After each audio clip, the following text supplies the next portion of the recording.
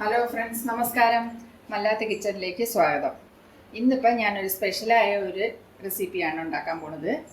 ഈ മുള കെട്ടിയ ധാന്യങ്ങളെ കൊണ്ട് ഒരു സൂപ്പ്.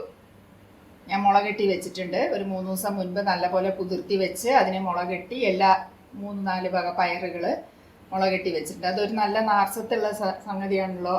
നല്ലതാണ്, ദേഹത്തിന് ഗ്യാസ് ഉണ്ടാവില്ല. മുള കെട്ടി വെച്ച് നമ്മൾ എന്തുണ്ടാക്കിയാലും കറി ഉണ്ടാക്കിയാലും. അപ്പോൾ അതുകൊണ്ട് ഇന്നിപ്പോൾ അത് വെച്ചിട്ട് ഒരു സൂപ്പ് റെഡിയാക്കാമെന്ന് വെച്ചു. നമ്മളിപ്പോൾ ഇത് എങ്ങനെ ഉണ്ടാക്കുക നോക്കാം. അതിൻ്റെ ചേരുവകൾ എന്തൊക്കെയാണെന്ന് നമുക്ക് നോക്കാം. മുളകെട്ടിയ പയർ ഞാൻ 1 കപ്പ് എടുത്ത് വെച്ചിട്ടുണ്ട്.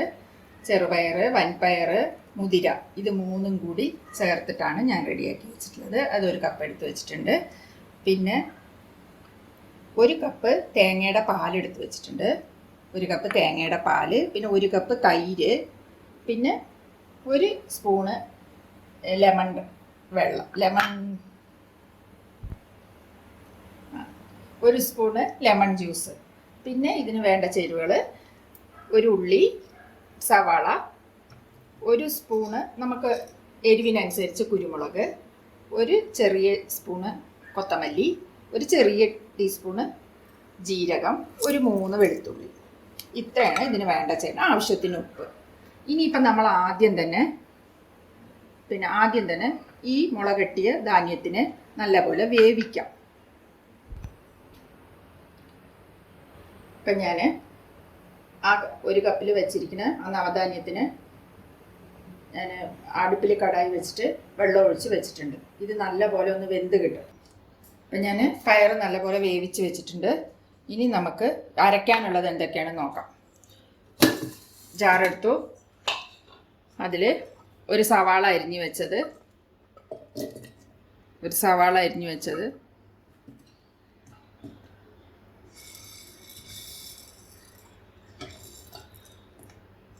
പിന്നെ കുരുമുളക്, കൊത്തമല്ലി 1 സ്പൂണ്, ജീരകം, വെളുത്തുള്ളി,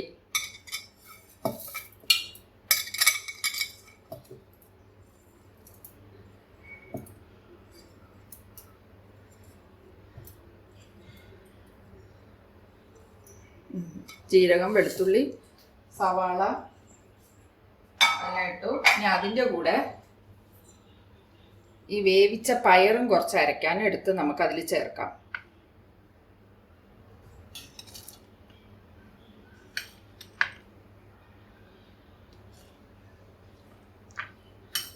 നല്ലൊരു ഹെൽത്തി സൂപ്പാണിത്. അതും കൂടി കുറച്ച് അരയ്ക്കാൻ ചേർത്ത്. ഇനി ഇത് നല്ലപോലെ മിക്സിയിൽ നമുക്ക് അരയ്ക്കാം.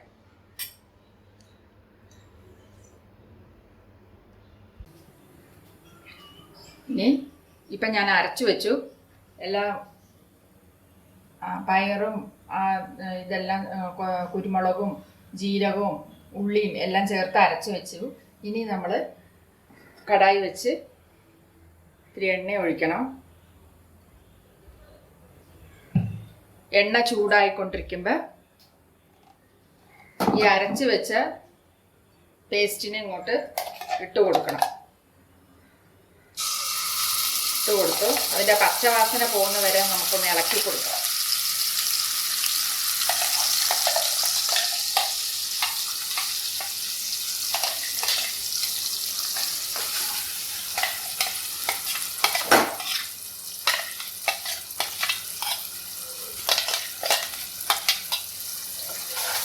പച്ചവാസനയൊന്ന് പോട്ടെ, അല്ലെങ്കിൽ എല്ലാം പച്ചക്ക് അരച്ചതല്ലേ.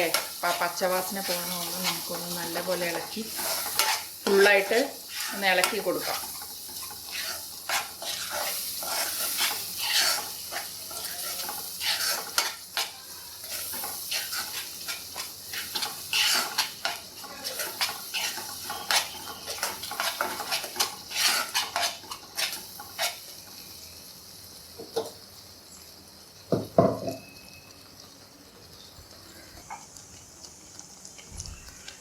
അപ്പം നല്ലപോലെ തിളച്ചിട്ടുണ്ട്. അപ്പം നമുക്ക് ആവശ്യത്തിന് എത്ര വേണ്ടെന്ന് വെച്ചാൽ ഇത്ര വെള്ളം കൂടി ഒഴിക്കാം.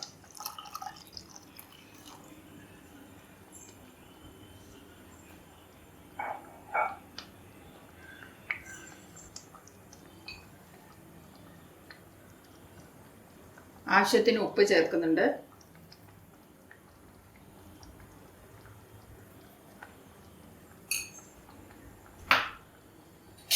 ഉപ്പ് ചേർത്ത് ഒന്ന് ഇളക്കി നോക്കാം.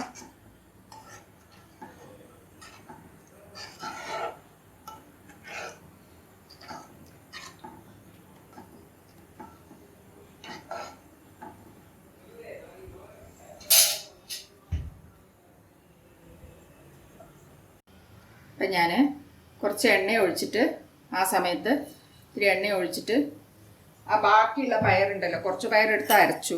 ഇനി ബാക്കിയുള്ള പയറിനെ ആ എണ്ണയിലൊന്ന് ചൂടാക്കിയിട്ട് ഫ്രൈ ചെയ്ത് അതിലിടാം. ഒന്ന് ചൂടാക്കിയിട്ട്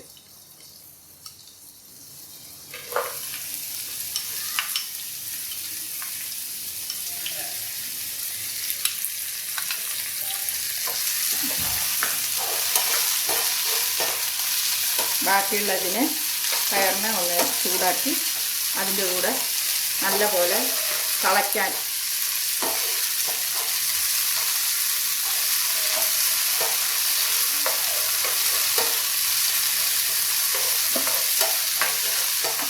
വെറുതെ ഒന്ന് വെച്ചിട്ട് ഇനി തിളയ്ക്കുന്നതിൽ കൂടി നമുക്കിടാം.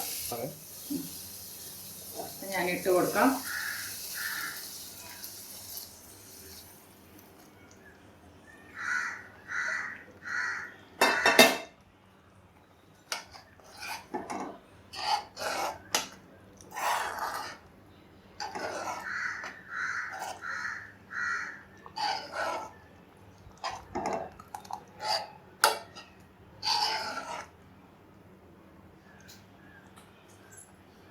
ഒന്ന് തിളച്ചതിൻ്റെ ശേഷം അടുപ്പിനെ സിമ്മാക്കി വെച്ചിട്ട് നമ്മൾ തേങ്ങാപ്പാൽ എടുത്ത് വെച്ചിരിക്കുന്നതിന് ഒഴിച്ച് അടുപ്പ് ഓഫ് ചെയ്യാം.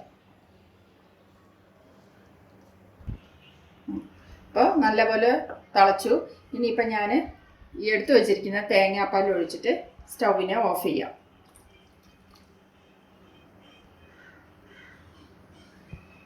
ഒന്ന് തള വരുമ്പോൾ ഓഫ് ചെയ്യാം.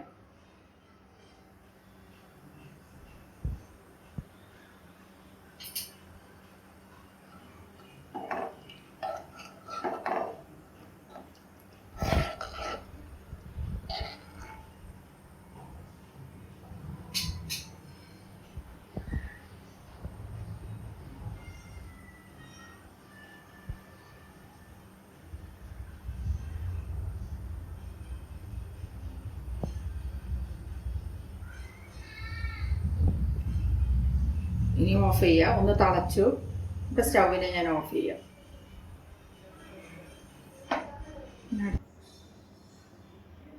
അപ്പോൾ നല്ലപോലെ സൂപ്പ് റെഡി ആയിട്ടുണ്ട്.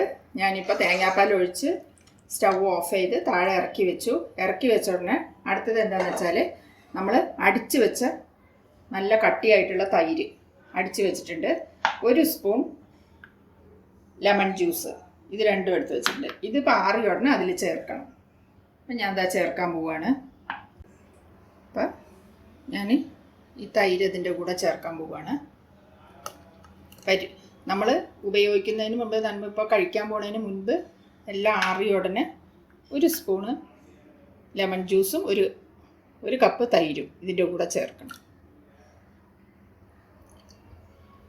ഇനി നല്ലപോലെ ഇളക്കണം.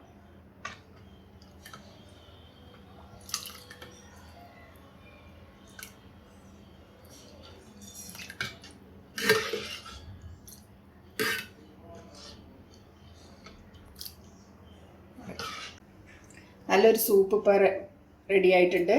ഇനി ഇത് നിങ്ങൾ വീട്ടിൽ ചെയ്ത് നോക്കൂ, ഷെയർ ചെയ്യൂ ഇഷ്ടപ്പെട്ടെങ്കിൽ. പിന്നെ സബ്സ്ക്രൈബ് ചെയ്യാത്തവർ സബ്സ്ക്രൈബ് ചെയ്യൂ. ഇനി അടുത്തൊരു റെസിപ്പിയുമായി നിങ്ങളെ ഞാൻ കാണാം. Thank you.